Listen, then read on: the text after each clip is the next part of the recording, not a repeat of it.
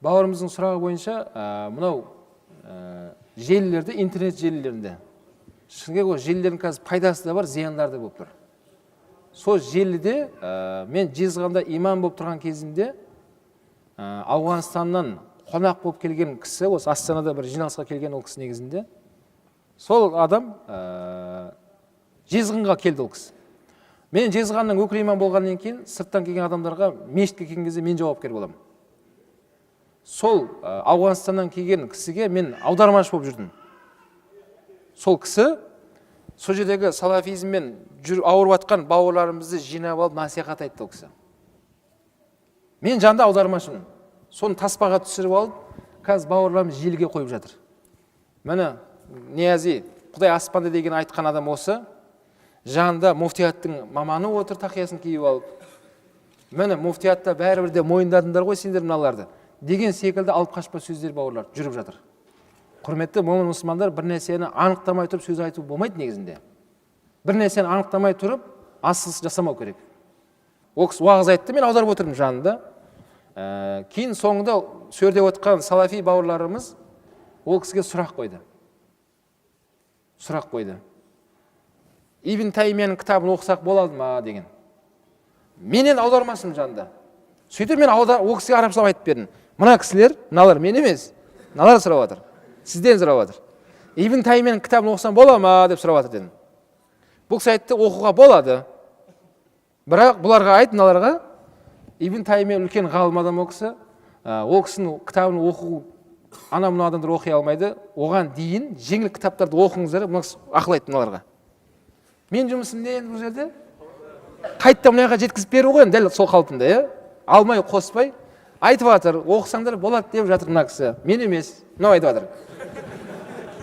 Егер оған шамаларыңыз келе алса, деп мен екі ортада отырған жазығым соғып қалды, бауырларым соны меғанда қосып жіберіп ішіне. Бауырлар ондай жасауға болмайды. Өйткені ол кісі шыны керек Алиасқарда фиқ жағынан докторлық қорғаған. Ол кісі кеткеннен кейін сөйдегі салафи жігіттердің өзі келіп маған айтты. Сіздер дейді насихат айтасыздар. Иә, насихат айтамыз. Ұстазды құрмет ету керек деп айтасыңдар ғой дейді. Иә, айтамын. Маған айтады, сен ұстазыңды құрмет етпейді екенсің дейді. Маған айтады. Мен оны қайдан білдіңдер дедім. Мен ішіме кіріп шықтыңдар ма не? Ол жігіттердің айтуынша ұстазың Құдай аспанда деп айтып тұр ғой мынау дейді. Ол да Алиасқардан. Сен де Алиасқарда оқып келгенсің дейді. Маған айтып жатыр. Ол Құдай аспанда деп тұр, сен аспанда емес деп айтасың ғой дейді. Кейін мен ол жігіттерге айттым, бауырым дедім.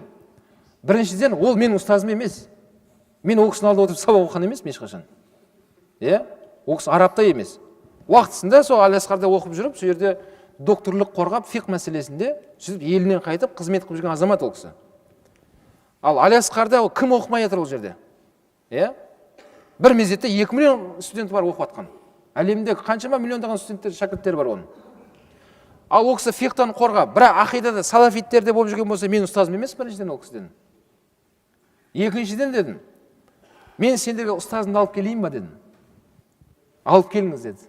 Сөйтіп муфти хазіретке Алла разы болсын, сол кісіге өтініш жазғанда ол кісі қолдап, сөйтіп Мысырдан Хамдулла Софти деген ұстазымды алдырдым. Достоверный, оригинал ол кісі араб, Алиасқардың шейхі. Келді. Осы Астананың әуежайында күтіп алып, Жезқазғанға мен алып келдім.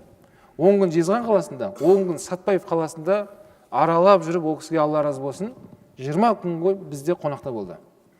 Бірінші күні Жезқазғанның орталық мешітте уағыз деген кезде бүткіл салафиті бар бәрі жиналды.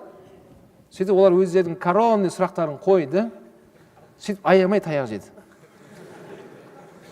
Мен жанында аудармашымын. Мен айттым, жігіттер, мен оригинал ұстаз келді. Кейін сол Аязидің айтқан видео нұсқасы менде әлі де бар. Соны мен шейхқа араб ұстазға көрсеттім соны. Ұстаз, мына араб Ауғанстаннан келген қонақ қараңыз не айтып тұр. Ол кісі видео нұсқан бәрін қарады да, ол кісі айтты, мына нұсқаны маған аударып, несін берші, копиясын берші деді. Жарайды, мен ол кісіге неге жазып бердім, флешкаға жазып бердім копиясын.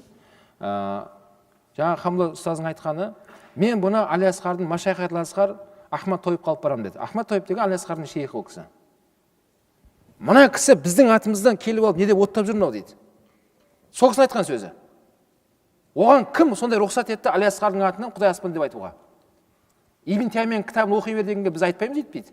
Мен Алиасқардың мен шәкірті боламын. Бізде Алиасқарда ондай пән берген емес, ондай әңгіме жоқ. Бірақ ол кісі Алиасқардың атын жамылып алып, бірақ салафиттердің ақидасын айтты да ол кісі.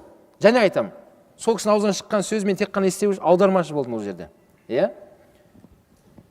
Керек болса деді, оны біз шақыртып деді Мысырға қайттан, жаңағы ауғанстандық жаңағы докторды, бұның бәрін дәлелдеп, керек болса оны доктор деген статусын қайта алып қоямыз деді. Сөйтіп оттап жүрген үшін деген осындай ашуланып сөздерді айтты. Тарихы осындай қысқаша айтқан кезде. Бауырлар, сол нәрсені сұрағанға осындайға жауап беруге өтінемін сіздерге. Және қайталап айтып, ол кісі менің ұстазым емес. Ол кісі діни басқарманың шақырту бойынша келген емес. Осы жерде Астанада бір жиналысқа келіп, сонымен Жезқазғанға бір іс сапармен келген кезде, мен ол жердің бас имам болғандықтан жанында жүру маған керек болды. Және аудармашы болдым деген секілді осыны айтып жеткізуге шақырамын.